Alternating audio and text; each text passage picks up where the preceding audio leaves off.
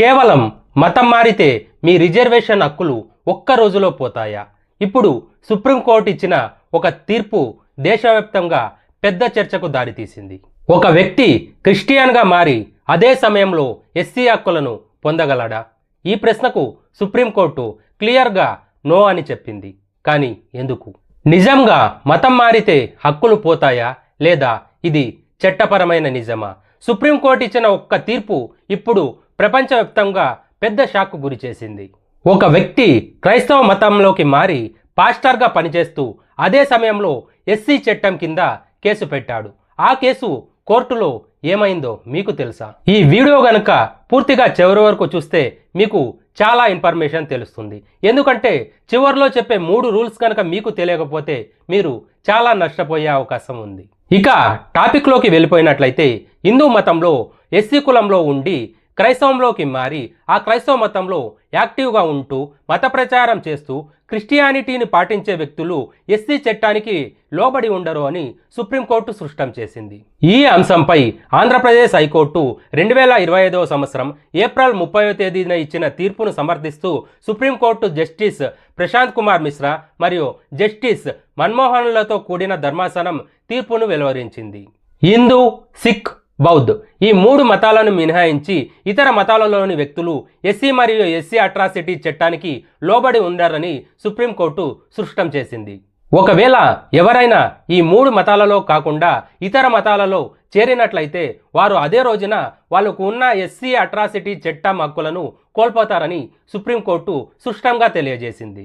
Scheduled కులాలకు చెందిన వ్యక్తులు క్రైస్తవంలో చేరిన రోజే తమ ఎస్సీ హోదాను కోల్పోతారంటూ ఆంధ్రప్రదేశ్ హైకోర్టు ఇచ్చిన తీర్పును సవాలు చేస్తూ బాపట్ల మండలం కొత్తపాలెం గ్రామానికి చెందిన చింతాడ ఆనంద్ అనే వ్యక్తి సుప్రీంకోర్టులో పిటిషన్ వేశారు. సుప్రీంకోర్టు ఈ పిటిషన్ను దీర్ఘంగా విచారణ చేసి తమ తీర్పును వెలువరించింది. ఎస్సీల కిందకు ఎవరు వస్తారు అనేది రాజ్యాంగ ఉత్తర్వులు 1950లో చాలా క్లియర్గా ఉంది.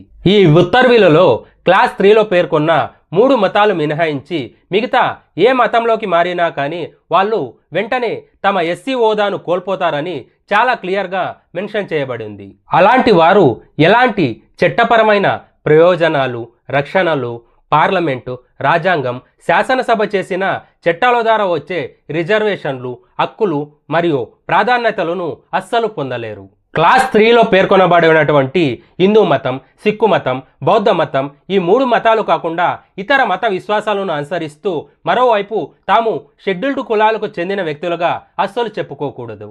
వ్యక్తిగత, సామాజిక, ఆధ్యాత్మిక మరియు ఆర్థిక ప్రయోజనాల కోసం ఒక మతాన్ని అనుసరిస్తూ మరొక వైపు చట్టపరమైన ప్రయోజనాల కోసం షెడ్యూల్ కులాల వారుగా చెప్పుకోవడం అస్సలు కుదరదు.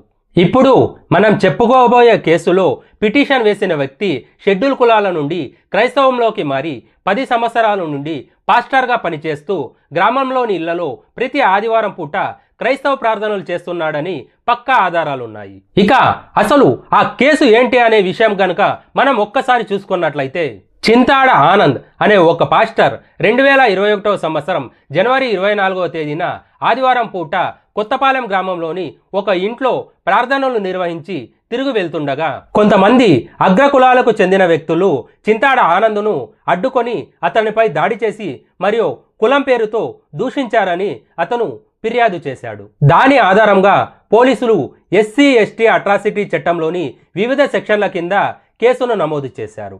ఇరు వర్గాల కులాలను తహసీల్దార్ ద్వారా ధృవీకరించిన తర్వాత ఏప్రిల్ 30వ తేదీ 2021వ సంవత్సరంలో ఛార్జిషీట్ అనేది దాఖలు చేశారు.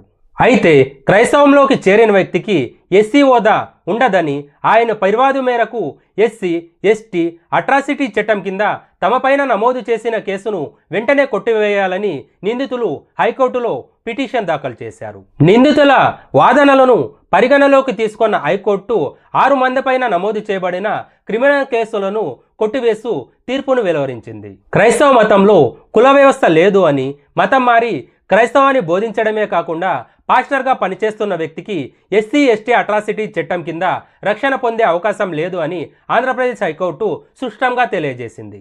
ఆంధ్రప్రదేశ్ హైకోర్టు ఇచ్చిన ఈ తీర్పును సవాలు చేస్తూ చింతాడ ఆనంద్ మే 14వ తేదీ 2021వ సంవత్సరంలో సుప్రీంకోర్టులో పిటిషన్ దాఖలు చేశాడు. సో ఈ కేసును దీర్ఘకాలంగా విచారించిన సుప్రీంకోర్టు మతం మారి క్రైస్తవ మతంలోకి వెళ్ళిన వ్యక్తి ఎట్టి పరిస్థితుల్లోనూ ఎస్సీ ఎస్టీ అట్రాసిటీ చట్టం కింద హక్కులు, ప్రయోజనాలు మరియు రక్షణ పొందే అవకాశం లేదు అని రీసెంట్గా తీర్పును వెలువరించింది. ఒకవేళ అలా మతం మారిన వ్యక్తులు ఇప్పుడు నేను చెప్పబోయే పద్ధతులను కనుక పాటిస్తే వాళ్ళు తిరిగి ఎస్సీ ఎస్టీ చట్టాల ద్వారా తమ హక్కులను పొందే అవకాశం ఉంది.